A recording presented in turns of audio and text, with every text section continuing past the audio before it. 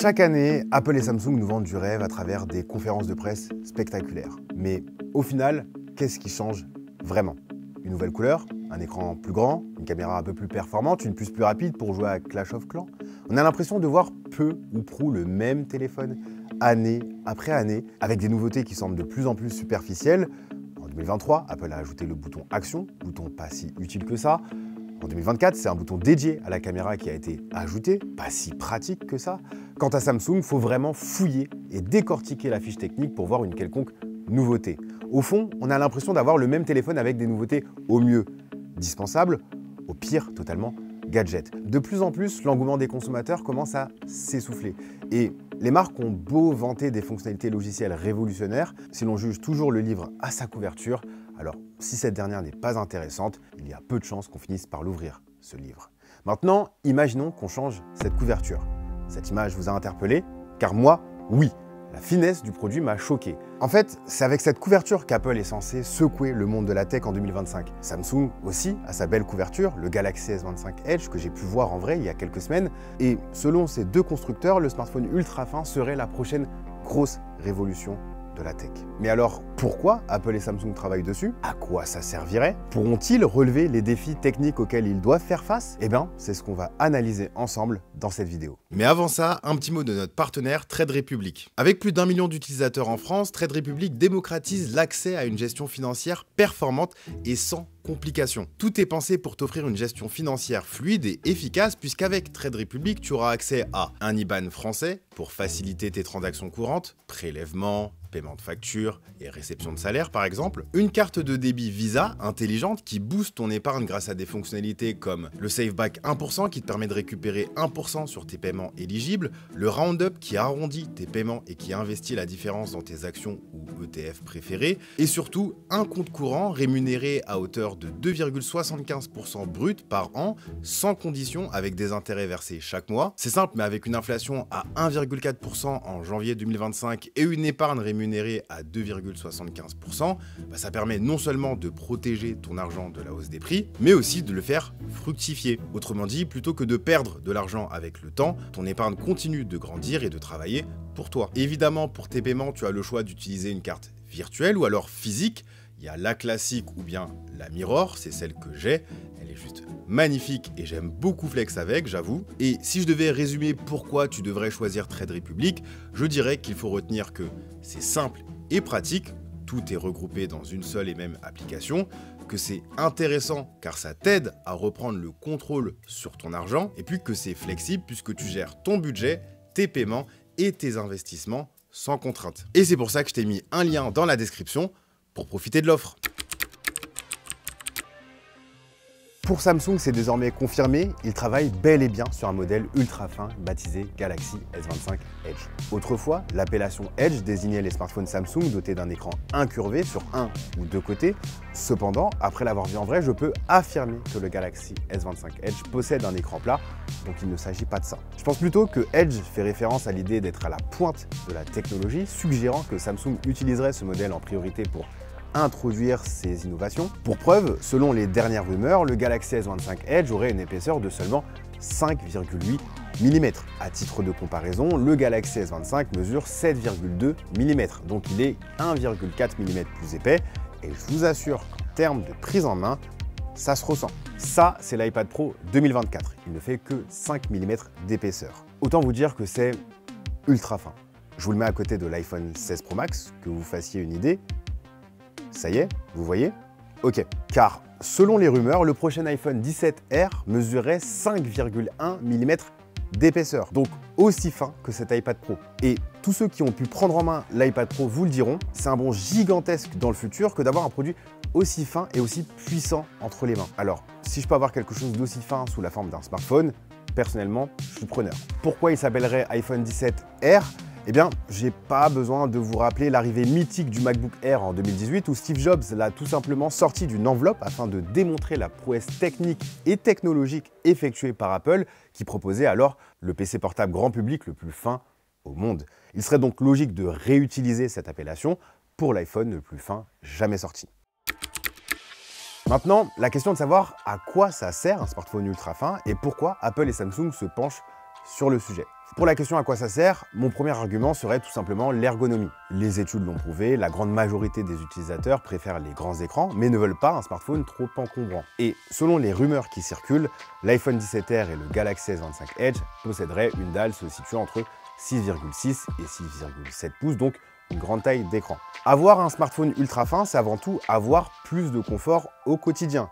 Il tient mieux dans les mains, fatigue moins quand on l'utilise longtemps et reste super agréable à manipuler. A fortiori, un smartphone ultra fin, c'est aussi un smartphone moins encombrant. Il se glisse plus facilement partout, que ce soit dans une poche de pantalon, une poche de veste ou dans un sac. Dans la logique, c'est aussi un smartphone plus léger, ce qui le rend plus confortable à tenir pour regarder des vidéos, jouer ou lire sur une longue période. Enfin, pour ceux qui adorent les grands écrans sans avoir à se trimballer une brique, c'est le compromis parfait. Tous deux seraient équipés d'une dalle OLED LTPO 120 Hz, donc t'as une expérience visuelle extraordinaire, ultra immersive, sans non plus avoir un smartphone ultra lourd dans les mains. Bref, du confort, du style et de la praticité, tout en gardant une belle dalle bien spacieuse, c'est la promesse du smartphone ultra fin.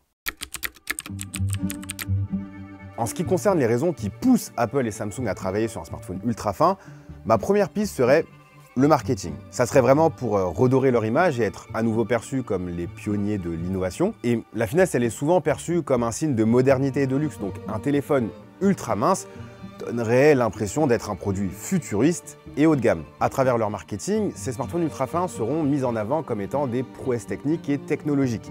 Il est fort à parier qu'Apple et Samsung vont beaucoup miser sur l'effet waouh pour séduire les amateurs de design minimaliste comme moi, mais aussi qu'ils vont jouer sur l'exclusivité en démontrant qu'il s'agit d'un smartphone qui ne ressemble à aucun autre et qu'en le possédant, vous allez forcément vous démarquer. Ainsi, le but sera de vendre ces modèles comme des objets de désir, à la fois pratiques et innovants, tout en jouant sur l'exclusivité, peut-être avec peu de modèles disponibles à la sortie. La deuxième piste qui me vient en tête, c'est qu'en cherchant à créer un smartphone ultra fin, ils cherchent aussi à se surpasser côté innovation. Comme on dit, la nécessité est mère de l'invention. C'est face aux contraintes et aux besoins urgents que naissent les plus grandes innovations. L'ultra finesse obligerait donc ces deux fabricants à innover sur des composants plus petits et plus performants. Je pense notamment à des batteries à densité plus élevée, des nouveaux matériaux plus légers tout en étant plus résistants, mais aussi des puces ou systèmes de refroidissement plus optimisés, mais ils ne doivent pas non plus négliger des parties importantes comme l'appareil photo ou encore, dans le cas d'Apple, les capteurs Face ID. Dans le cas de Samsung, et j'ai pu le voir en vrai, ils vont opter pour deux capteurs photo, un grand angle et un ultra grand angle, donc exit le zoom. Toutefois, il est pressenti que Samsung choisirait un module de 200 millions de pixels pour le capteur principal. Avec autant de pixels et une optimisation logicielle aux petits oignons, Samsung pourrait utiliser ce capteur pour faire du zoom numérique avec une bonne qualité jusqu'au x3. On pourrait même imaginer qu'au-delà, l'intelligence artificielle viendrait compenser, comme ce qu'a pu faire Honor avec son Magic 7 Pro. En comprenant le contexte de l'image et en recréant quelques pixels, on peut tout à fait avoir une excellente qualité d'image avec du zoom numérique. J'espère donc que Samsung viendra compenser les limitations matérielles par une bonne dose d'optimisation logicielle. Et puis pour l'ultra grand angle, apparemment, ça serait un capteur de 50 millions de pixels, donc ce qu'on trouve sur le Galaxy S25 Ultra. J'espère vraiment que ça sera vrai. Et par conséquent, avec la recette que je viens de vous donner, on devrait avoir une proposition solide côté photo. Apple ferait pire puisqu'il n'y aurait qu'un seul capteur de 48 millions de pixels, et ça c'est plutôt inquiétant. Mais on reste au stade de rumeur, donc peut-être que les choses vont changer. Par contre, pour intégrer les capteurs Face ID, le design de l'iPhone 17R serait revu avec une barre au dos qui serait plus épaisse que le châssis. D'ailleurs, dans un souci d'uniformisation, Apple pourrait même adopter ce nouveau design sur tous ses prochains modèles. Reste qu'une fois ces technologies testées sur ces modèles potentiellement vendus par millions, ils pourront alors corriger les éventuels soucis relayés par les retours utilisateurs, intégrer ces innovations à leur gamme plus grand public et ainsi démocratiser ces nouveautés auprès du plus grand nombre, voire même les intégrer dans d'autres produits qui nécessitent de voir leurs composants davantage optimisés et miniaturisés comme des casques ou lunettes connectées.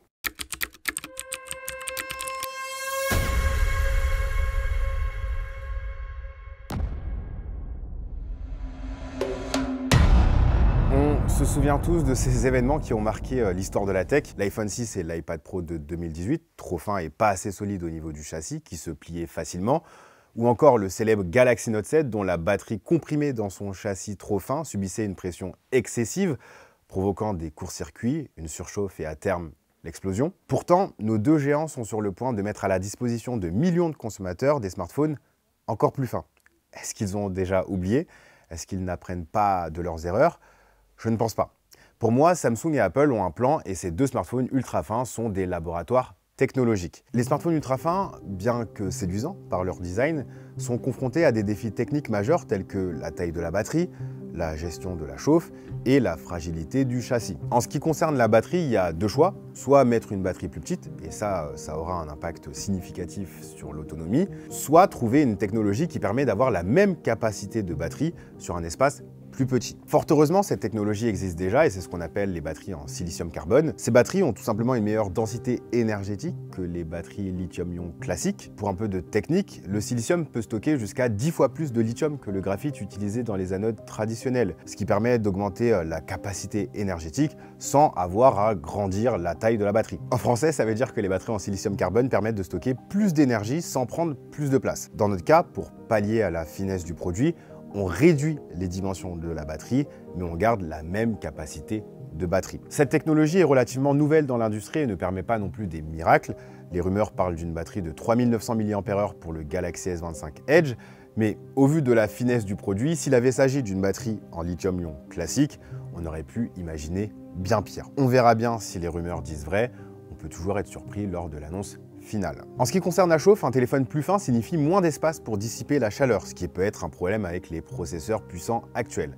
Il y a, selon moi, trois axes qui peuvent contrecarrer ce souci. 1. Utiliser des matériaux à haute conductivité thermique, comme des chambres à vapeur ultra fines pour mieux répartir la chaleur, ou encore une structure, voire même un cadre en aluminium. 2. Faire une optimisation logicielle aux petits oignons avec de l'intelligence artificielle qui pourrait ajuster les performances de manière dynamique afin d'éviter la surchauffe. Et 3. Justement, embarquer une puce gravée en 3 nanomètres pour avoir moins de chauffe et une meilleure efficacité énergétique. Pour le moment, Apple comme Samsung devrait rester sur du 3 nanomètres, puce Apple A19 dans l'iPhone 17R et Snapdragon 8 Elite pour Galaxy dans le Galaxy S25 Edge, mais il semblerait que Samsung travaillerait sur leur prochaine Exynos qui serait gravé en 2 nanomètres. Malheureusement, cette puce serait prête pour 2026. Enfin, en ce qui concerne la solidité de ces smartphones ultra fins, on l'a vu par le passé, mais finesse rime souvent avec fragilité. Il faut donc utiliser des matériaux solides, ultra résistants pour la structure interne et le châssis, afin de prévenir un énième scandale. On peut donc imaginer une structure interne en aluminium pour la dissipation de la chaleur, un cadre en titane pour la résistance et un dos en verre, du Gorilla Glass Victus 2 dans le cas de Samsung pour la solidité contre les chocs, le tout couplé à une toute nouvelle architecture des composants internes pour limiter les zones de fragilité. Ainsi, avec toutes ces innovations, Samsung et Apple pourraient sortir des smartphones ultra fins, prêts à faire face aux différents défis techniques auxquels ce format les confronte. Il est clair qu'à travers ces modèles, Apple, comme Samsung, cherche à briser le plafond de verre auquel font face les constructeurs, et pour rendre ces produits attrayants, leur stratégie de communication va devoir être bien rodée. Je vois bien Apple pousser l'argument du meilleur de l'iPhone dans le format le plus fin et léger jamais créé. Ils pourraient jouer sur l'émotion, le prestige et la continuité de l'appellation R dans leur gamme, alors que Samsung, lui, pourrait davantage miser sur les bénéfices consommateurs d'une telle finesse, comme ils aiment bien le faire. La grande question est de savoir si les consommateurs vont préférer un smartphone ultra fin, au risque de sacrifier des éléments importants comme les capacités photo ou l'autonomie. Ça, ils ne pourront pas le savoir à l'avance, mais vous pouvez me donner votre avis dans les commentaires pour prendre un petit peu la température. Vous préférez la finesse ou alors la polyvalence? Dites-moi ça juste en dessous, si vraiment vous attendez les smartphones ultra fins ou alors pas du tout. En tout cas, on attend le Galaxy S25 Edge pour le second trimestre de 2025, tandis que l'iPhone 17R sortira en septembre 2025, toujours d'après les rumeurs. Si cette vidéo vous a plu, lâchez un gros pouce en l'air, abonnez-vous. Quant à moi, je vous dis à la prochaine. Prenez soin de vous. Peace.